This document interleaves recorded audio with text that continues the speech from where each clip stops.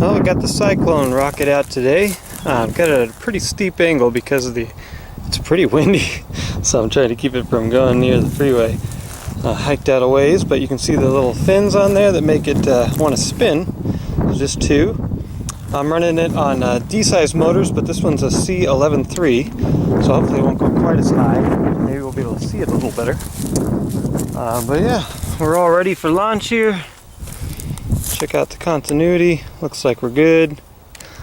All right, 3, 2, 1. Hey, we were okay. All right.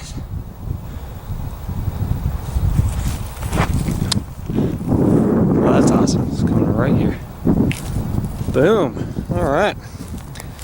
Well, you can't ask for a shorter trip than that.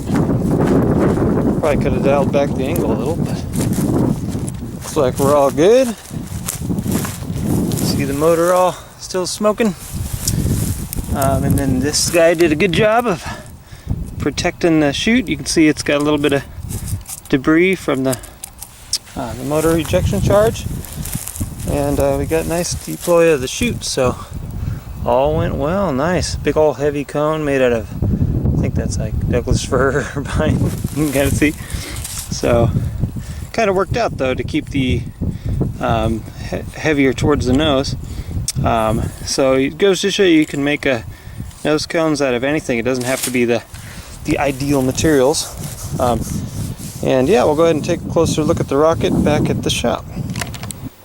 Well, in case you're wanting to build this, sorry I don't have a build video. I made this eons ago, but it was pretty simple. This is actually just cardboard, these fins here.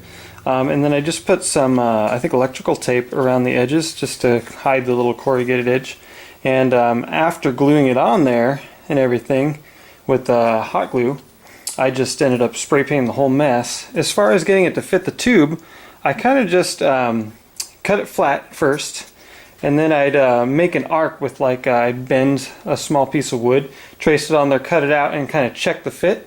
And no matter what arc you do, it'll fit kind of at some point, depending on how much you twist it. You know, within reason, as far as the arc goes. If you were to make it, I'd recommend maybe making the arc not quite so intense. Try to get the fin just a little canted, because this thing spins like a missile. You'll probably be able to see on the video that it's really hard to tell it's spinning. It just looks like a tube flying through the air. But that's really simple construction there. And then, you know, I use the, I think they're the D-size motors, but they also make a C called a C11.3 that is that size. It's the bigger size. So you saw with that height, that's a C11.3, and then you can go on up from there. I think there's D, and there might even be E for this size. I forget if they're longer. And then, you know, I just painted below that line, my line where the paint stopped was a little choppy, so I put some electrical tape around that and made it look a little nicer. And then, you know, just for kicks, did Cyclone spinning. Thought that would be kind of fun. Not that you can see it. And then, like I said, this is just a really rudimentary hunk of 2x4 style wood.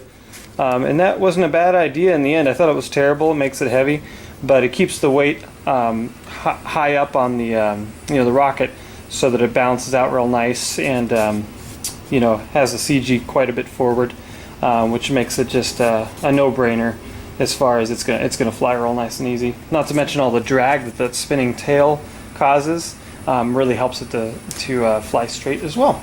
So lastly, on the inside, you probably saw, but you can see how this kind of works in case you know the nose starts to pull off and it immediately pulls out the chute, and then this little cup would be actually coming out with that, because the blast would be hitting the cup first.